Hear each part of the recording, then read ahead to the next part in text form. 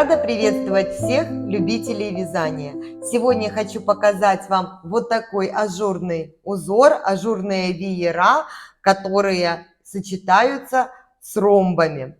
Очень красиво и интересно смотрится сам узор, он получается фактурный. Также здесь используется такой очень популярный нынче прием вязания, как обвитые петли.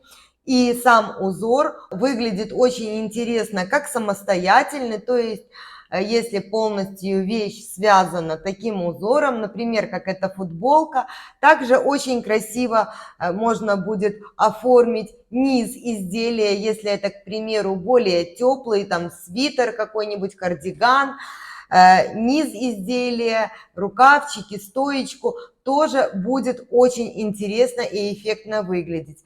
Также этот узор подойдет для вязания шалей и палантинов. Очень будет интересно смотреться он как в шерсти, так и в пушистых видах пряжи. Вообще для этого узора подойдет пряжа практически любой толщины, кроме самой толстой.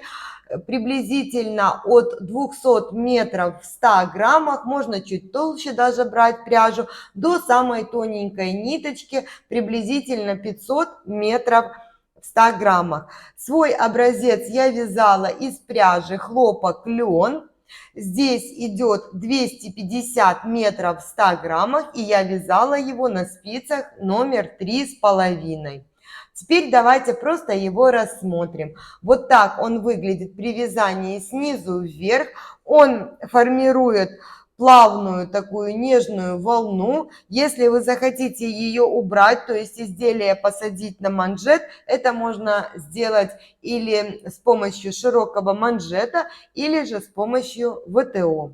Если же ваше изделие предполагает вязание от горловины, то этот узор будет скорее напоминать ракушки. Вот так он будет выглядеть. Изнаночная сторона этого рисунка выглядит вот таким вот образом. Сам узор в исполнении несложный, здесь используются самые простые приемы. Сразу хочу сказать, что в отличие от модели я внесла некоторые изменения, потому что на моей пряже, с моей точки зрения, по моему вкусу, субъективному мнению, выглядит это значительно интереснее.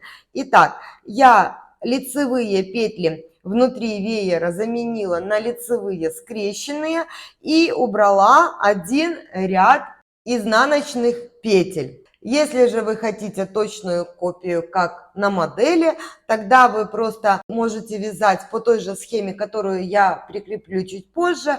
Единственное, скрещенные петли вы поменяете на обычные лицевые и добавите еще 2 ряда изнаночной глади. В принципе, это все. Но мне вот, как для летнего изделия, показалось так более нежный, вот такой вариант, более нежный он мне показался.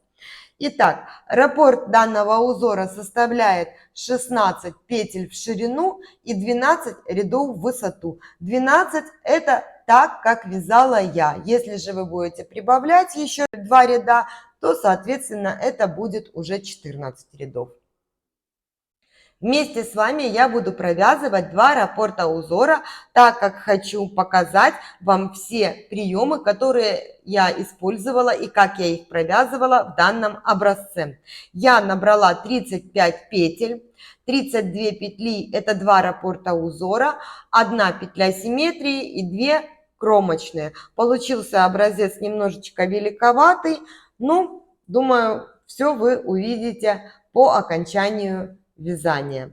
Давайте начнем.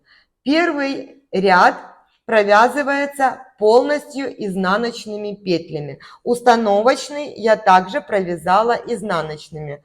Так как у меня поворотное вязание, я вязала лицевые петли, с лицевой стороны они изнаночные, изнаночная гладь. Итак, первый ряд я провязываю полностью изнаночными петлями.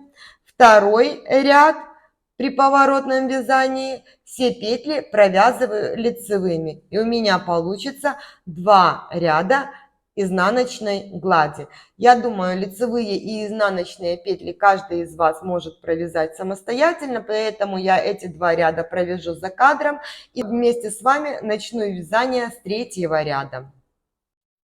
Третий ряд. Кромочная петля, я ее просто переснимаю. 1 лицевая, накид, 1 лицевая, 1 изнаночная петля, 2 вместе изнаночной. Здесь вы смотрите, у кого как получается. Мне самое удобное вязать простым способом это убавление. Итак, это убавление менее заметно в изделии получается.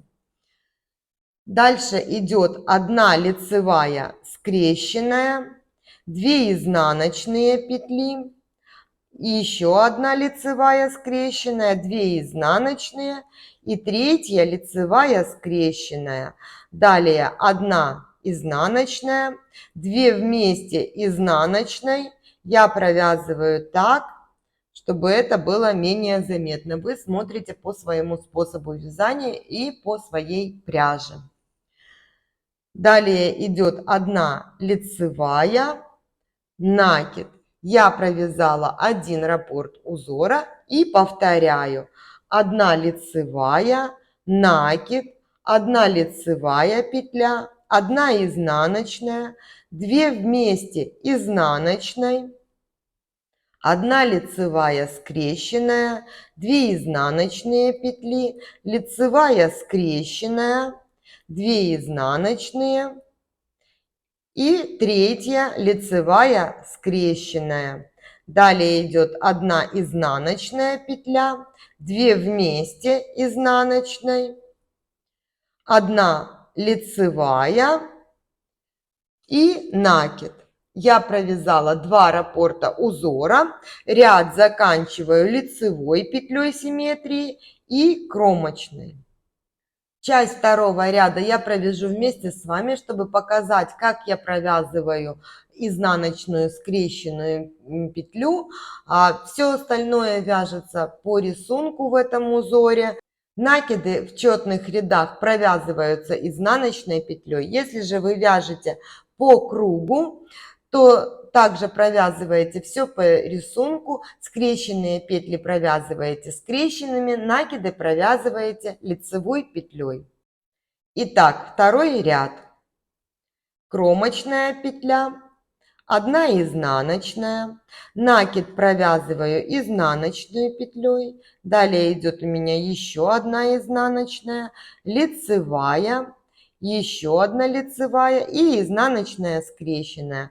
Она у меня на спице расположена классически. Первая дужка смотрит на меня, нить перед работой, за вторую дужку подхватываю и провязываю изнаночную скрещенную. Вот таким образом. Далее идет 2 лицевые, изнаночная скрещенная, 2 лицевые,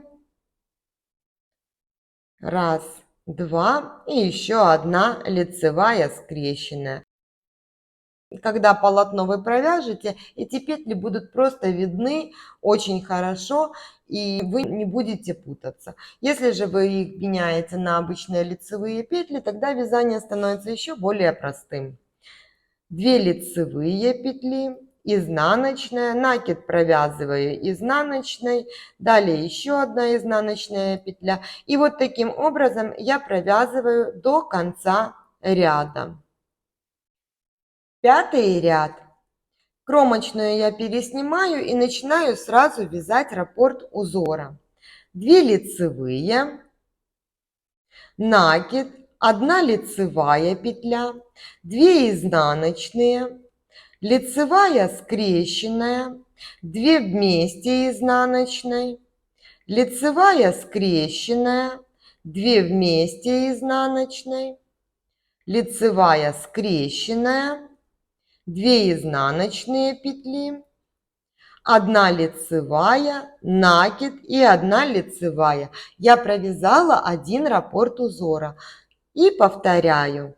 2 лицевые петли, накид, 1 лицевая, 2 изнаночные, лицевая скрещенная, 2 вместе изнаночной, лицевая скрещенная, 2 вместе изнаночной и третья лицевая скрещенная. Далее идет 2 изнаночные петли, 1 лицевая, накид и 1 лицевая петля. Я провязала раппорт узора. Ряд заканчиваю петлей симметрии и кромочной.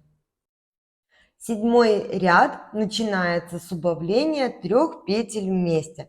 Но так как в начале и в конце ряда нет соответствующего накиду 3 петле убавления, то в начале и в конце ряда я буду провязывать по 2 петли вместе. А в середине полотна, естественно, 3, как это идет и по схеме. Итак, 7 ряд, кромочная петля, я ее пересняла. Далее 2 вместе лицевой с наклоном влево, накид, 1 лицевая петля, накид, лицевая, 2 вместе изнаночной, лицевая скрещенная, изнаночная, лицевая скрещенная, изнаночная, третья лицевая скрещенная, 2 вместе изнаночной петлей. Дальше идет 1 лицевая, накид, 1 лицевая, накид и 3 вместе лицевой со второй центральной петлей. Я это делаю следующим образом. 2 петли переношу на правую спицу, за работой подхватываю первую петлю, а перед работой вторую. И таким образом их меняю, затем все 3 петли провязываю 1 лицевой. Вот таким образом. Вы можете вязать как вам удобнее, я показываю, как делаю это я. Далее идет накид, 1 лицевая, накид, 1 лицевая петля, 2 вместе изнаночной, лицевая скрещенная, 1 изнаночная, лицевая скрещенная, изнаночная, третья лицевая скрещенная, затем 2 вместе изнаночной петлей, 1 лицевая, накид, 1 лицевая петля, накид. И далее по схеме вы провязываете 3 вместе и только в конце ряда провязывается 2 вместе с наклоном вправо. Вот таким образом полотно получается красивое, симметричное и нет сбоя в петлях. И ряд заканчиваю кромочной петлей.